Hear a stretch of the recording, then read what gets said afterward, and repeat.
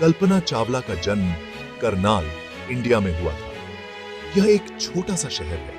वह एक होशियार और जिज्ञासु बच्ची थी। कल्पना को सीखना बहुत पसंद था। उसे हवाई जहाज और अंतरिक्ष बहुत पसंद थे। कल्पना घंटों पंछियों को उड़ते हुए देखती रहती थी। वह सितारों के बीच उड़ने के सपने देखती थी। उनके परिवार ने उनके सपनों का साथ दिया। उन्होंने उसे आसमान छूने के लिए प्रोत्साहित किया। कल्पना का हौसला उनके प्यार से और भी बुलंद होता गया। कल्पना पढ़ाई में बहुत तेज थी। वह हमेशा अपने स्कूल के टॉप स्टूडेंट्स में से एक थी और हर विषय में उत्कृष्ट प्रदर्शन करती थी। उसे विज्ञान और गणित बहुत पसंद थे। वह घंटों तक विज्ञान के प्रयोग करती और गणित के कठिन सवाल हल करती रहती थी। वह हमेशा कुछ न कुछ नया जानने के लिए उत्सुक रहती थी। उसे ब्रह्मांड के रहस्यों को जानने की बहुत जिज्ञासा थी और वह अक्सर तारों को देखने के लिए दूरबीन का इस्तेमाल करती थी। वह हमेशा सवाल पूछती रहती थी। उसके सवाल कभी खत्म नहीं होते थे और वह अपने शिक्षकों से हर छोटी बड़ी बात जानने की कोशिश करती थी। कल्पना ने उड़ान के अपने शौक को आगे बढ़ाया। उसे हवाई जहाज और अंतरिक्ष यान बहुत आकर्षित करते थे और वह हमेशा उनके बारे में पढ़ती रहती थी। वह अपने शहर के फ्लाइंग क्लब में शामिल हो गई। वहां उसने उड़ान भरने की कला सीखी और अपने सपनों को पंख दिए। उसने अपना पायलट का लाइसेंस हासिल किया। यह उसके लिए एक बहुत बड़ी उपलब्धि थी और उसने इसे बहुत मेहनत और समर्पण से प्राप्त किया। एक छोटी सी बच्ची के लिए यह बहुत बड़ी उपलब्धि थी। उसने अपने सपनों को साकार करने के लिए बहुत मेहनत की थी और यह उसकी लगन और दृढ़ संकल्प का परिणाम था। इससे उसकी लगन का पता चलता है। वह कभी हार नहीं मानती थी और हमेशा अपने लक्ष्य की ओर बढ़ती रहती थी। वह अपने सपने के एक कदम और करीब पहुंच गई थी। उसकी यह यात्रा प्रेरणादायक थी और उसने यह साबित कर दिया कि अगर आप अपने सपनों का पीछा करते हैं तो कुछ भी असंभव नहीं है। तो कुछ भी। कल्पना अमेरिका चली गई। वह ऊंची शिक्षा हासिल करना चाहती थी। उन्होंने एरोनॉटिकल इंजीनियरिंग में बैचलर डिग्री हासिल की। यह डिग्री उन्होंने इंडिया के पंजाब इंजीनियरिंग कॉलेज से ली थी। उसके बाद वह टेक्सास यूनिवर्सिटी, आर्लिंगटन चली गई। वहां से उन्होंने एरोस्पेस इंजीनियरिंग में मास्टर डिग्री हासिल की। पढ़ाई के प्रति कल्पना का समर्पण अटूट था। अंतरिक्ष के प्रति उनका जुनून और भी मजबूत होता गया। कल्पना ने अपनी पढ़ाई जारी रखी। उन्होंने एरोस्पेस इंजीनियरिंग में पीएचडी की उपाधि हासिल की। यह डिग्री उन्होंने यूनिवर्सिटी ऑफ कोलोराडो, बोल्डर से हासिल की। उनका शोध एरोडायनामिक्स पर केंद्रित था। एरोडायनामिक्स में यह अध्ययन किया जाता है कि हवा वस्तुओं के चारों ओर कैसे घूमती है। उनका काम बहुत ही प्रभावशाली था। इससे उन्हें पहचान मिली। कल्पना की विशेषज्ञता ने उन्हें एक महत्वपूर्ण संपत्ति बना दिया। वह अंतरिक्ष अन्वेषण के क्षेत्र में योगदान देने के लिए तैयार थीं। भाग 5, नासा में शामिल होने की जीत। 1994 में कल्पना का सपना सच हुआ। यह वह क्षण था जिसका उन्होंने वर्षों से इंतजार किया था। उन्हें नासा के अंतरिक्ष यात्री उम्मीदवार के रूप में चुना गया था।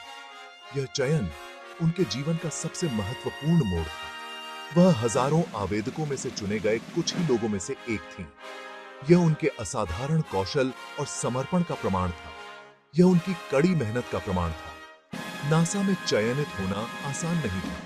इसके लिए बहुत मेहनत और दृढ़ संकल्प की आवश्यकता थी। उनका प्रशिक्षण बहुत कठोर था। इसमें शारीरिक और मानसिक दोनों प्रकार की चुनौतियां शामिल थीं। इसने उनकी शारीरिक और मानसिक सीमाओं का परीक्षण किया। हर दिन एक नई चुनौती लेकर आता था।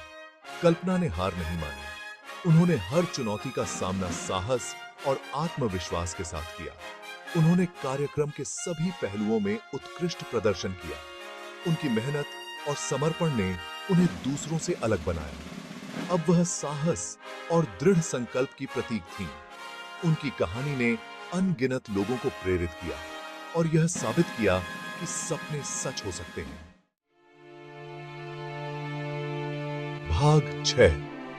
कल्पना का पहला अंतरिक्ष मिशन, एक सपने का साकार होना। 1997 में कल्पना चावला ने इतिहास रच दिया। वह अंतरिक्ष में जाने वाली भारतीय मूल की पहली महिला बनी। वह स्पेस शटल कोलंबिया में एक मिशन विशेषज्ञ थी। उनका मिशन बहुत सफल रहा। उन्होंने कई प्रयोग किए, उन्होंने कई अवलोकन किए। कल्पना की यात्रा ने दुनिया भर में लाखों लोगों को प्रेरित किया। उन्होंने दिखाया था कि कुछ भी संभव है। भाग 7। अंतिम मिशन, कोलंबिया की अंतिम उड़ान। यह एक ऐसा मिशन था जो इतिहास में हमेशा के लिए दर्ज हो गया। 2003 में कल्पना को उनके दूसरे अंतरिक्ष मिशन के लिए चुना गया था। यह उनके और उनके परिवार के लिए गर्व का क्षण था। वह स्पेस शटल कोलंबिया पर सवार 7 सदस्यीय दल का हिस्सा थी। इस दल में सभी सदस्य अपने अपने क्षेत्र के विशेषज्ञ थे। यह मिशन वैज्ञानिक अनुसंधान के लिए समर्पित था। उन्होंने कई प्रयोग किए जिनका उद्देश्य मानवता के लिए नए ज्ञान की खोज करना था। वे घर लौटने के लिए उत्साहित थे। अंतरिक्ष में बिताए गए समय ने उन्हें और भी करीब ला दिया था। 1 फरवरी 2003 को एक त्रासदी हुई। यह दिन नासा और पूरे विश्व के लिए एक काला दिन बन गया। स्पेस शटल कोलंबिया पृथ्वी के वायुमंडल में फिर से प्रवेश करते समय टूट गया। यह घटना इतनी अचानक हुई कि किसी को संभलने का मौका नहीं मिला। उसमें सवार सभी 7 अंतरिक्ष यात्रियों की मृत्यु हो गई। उनकी याद में कई स्मारक बनाए गए और उनकी बहादुरी को हमेशा याद किया जाएगा। भाग 8। एक राष्ट्र शोक मनाता है, एक दुनिया याद करती है। पूरी दुनिया सदमे में थी। उन्होंने कल्पना चावला और उनके साथियों के निधन पर शोक व्यक्त किया।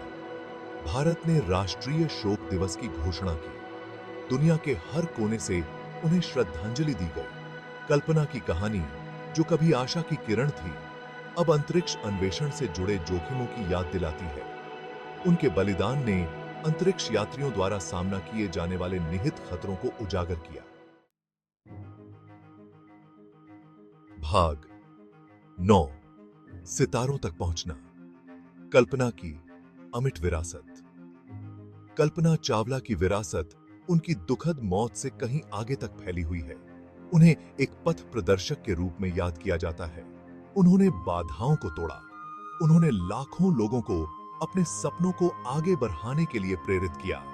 कल्पना की कहानी आज भी युवाओं को प्रेरित करती है। यह उन्हें सितारों तक पहुंचने के लिए प्रोत्साहित करती है। उन्होंने दुनिया को दिखाया कि कड़ी मेहनत और दृढ़ संकल्प से कुछ भी संभव है। भाग 10। पीढ़ियों के लिए एक मार्गदर्शक सितारा। कल्पना चावला का जीवन छोटा था, लेकिन उनका प्रभाव अतुलनीय है। उन्हें हमेशा साहस, दृढ़ संकल्प और उत्कृष्टता की खोज के प्रतीक के रूप में याद किया जाएगा। उनकी कहानी सीमाओं और संस्कृतियों से परे है। कल्पना चावला की विरासत एक मार्गदर्शक सितारे का काम करती है। यह सपने देखने वालों और काम करने वालों की आने वाली पीढ़ियों के लिए रास्ता रोशन करती है।